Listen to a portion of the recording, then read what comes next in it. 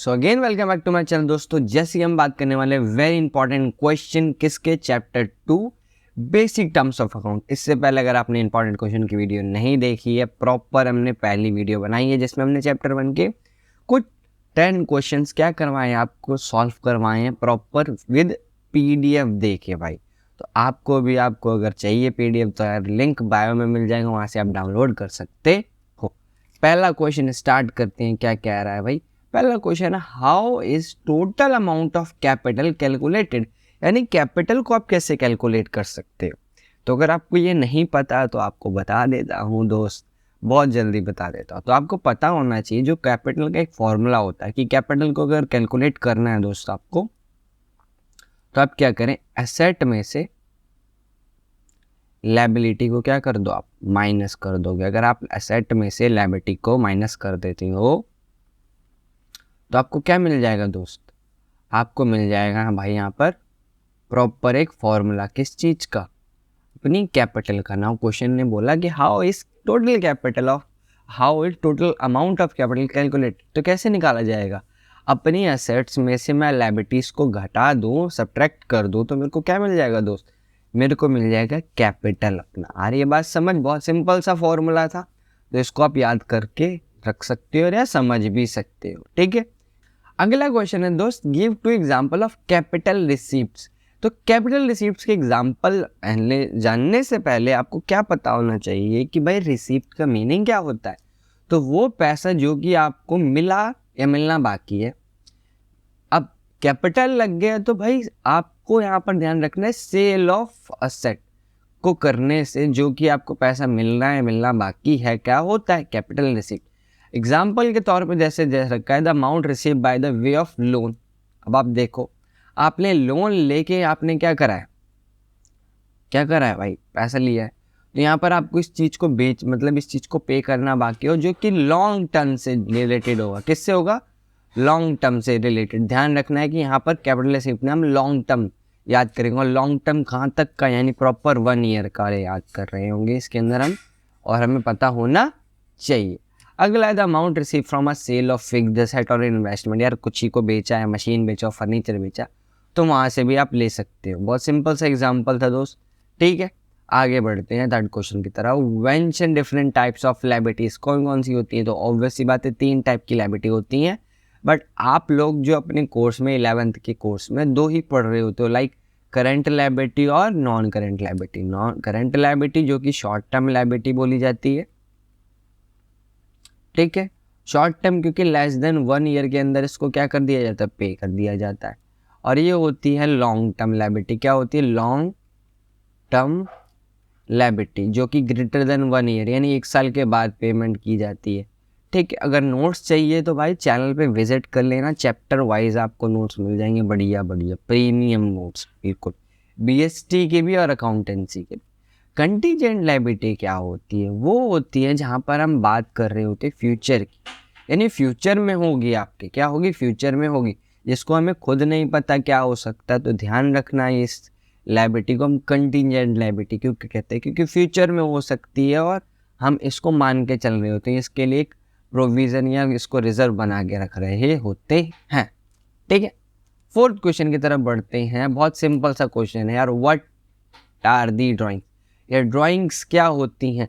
तो ड्राइंग्स होता क्या है, जैसे डेफिनेशन कह रहा है, drawings refers to an value of commodity और cash withdraw by owner for personal use. यानी वह चीज़, मान लो ये ओनर है और ये इसका बिजनेस है, अपने बिजनेस से विड्रॉ कर रहा है कैश, कोई गुड्स, कुछ भी विड्रॉ करे, और किसके लिए कर रहा हो दोस्त, अपने पर्सनल यूज़ के लिए, तो इसको हम कहते हैं ड्राइंग। ध्यान रखना, पर्सनल यूज़ बहुत ज़रूरी होना चाहिए यहाँ पर, और ओनर ही विड्रॉ कर रहा, कोई थर्ड पर्सन को हम यहाँ पर ड्राइंग वर्ड नेमिंग नहीं दिया जाएगा। ड्राइंग हम ओनली ओनर के लिए क्या करते हैं, यूज़ करते। कमेंट करके ज़रूर बताना ओनर का दूसरा नाम होता क्या है दोस्तों, अकाउंट्स ले रखिए तो इतना तो पता होना चाहिए।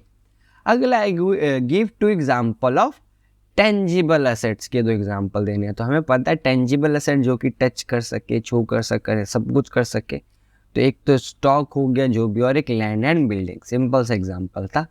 ठीक है। छठा क्वेश्चन हमारे स्क्रीन पर है दोस्तों, फटाफट से देखते हैं। A limited imported from London one machine for sale in India, ठीक है, another machinery for production purpose, will you treat them as a goods और fixed stock, fix the set.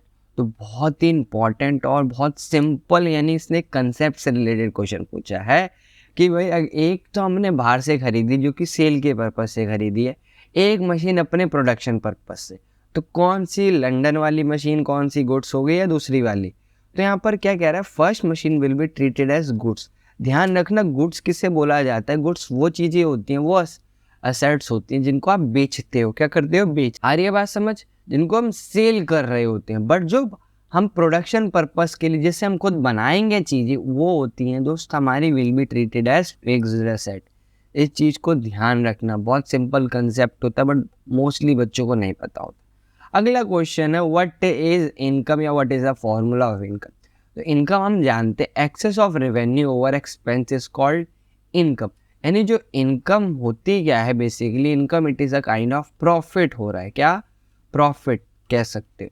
For example समझना कि भाई मान लो 10 रुपये की चीज़ को मैंने 12 रुपये का सेल किया, तो ये 12 रुपये जो मैंने रिसीव किया होगा ये मेरा रेवेन्यू, 10 रुपये मेरा एक्सपेंस हुआ होगा यानी खर्चा लगाया होगा, यानी बच के 2 रुपये जो आए वो मैं अपनी इनकम कहूँगा या प्रॉफिट भी कह सकता हूँ दोस्तों। आ रही है बात समझ की, इनकम का मतलब क्या होता है, रेवेन्यू होता है टोटल इनकम जिसके अंदर आपका एक्सपेंस भी इंक्लूड होगा। बट जब मैं इनकम की बात करूँ तो वहाँ पर आपको जो प्रॉफिट मिलना है उस असेट से वही चीज़ होगी। अगला है give example of current asset. तो करंट असेट होती क्या है दोस्तों, वो असेट जो कि आप 1 ईयर के अंदर ही किस में कर दो, कैश में कन्वर्ट कर दो, किस में, कैश में कन्वर्ट कर दो। करंट एग्जाम्पल जैसे स्टॉक हो गया, उसको आप सेल कर सकते हो, डेट है जिससे पैसा लेना बाकी, और कैश तो कैश है ही दोस्त। अगला व्हाट इज गेन, एक टर्म होती है दोस्त प्रॉफिट, एक टर्म होता है गेन। इन दोनों में बहुत बच्चा कंफ्यूज होता है। प्रॉफिट तो मतलब आप जो रेगुलर बेसिस पे कर रहे हो, किस पे, रेगुलर बेसिस पे। जो गेन होता है वो होता है इर्रेगुलर, क्या होता है दोस्त, इर्रेगुलर।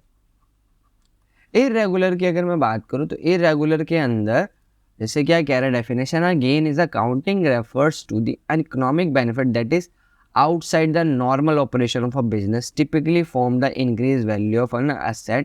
और जो कभी कभार होता हो आपके बिजनेस में, जैसे मान लो मैंने सेल करी मशीन की, बट मेरा बिजनेस नहीं है मशीन सेल करने का, इस मशीन को मैं पास्ट 10 ईयर से यूज़ कर रहा था, तो मेरी फिक्स्ड एसेट है।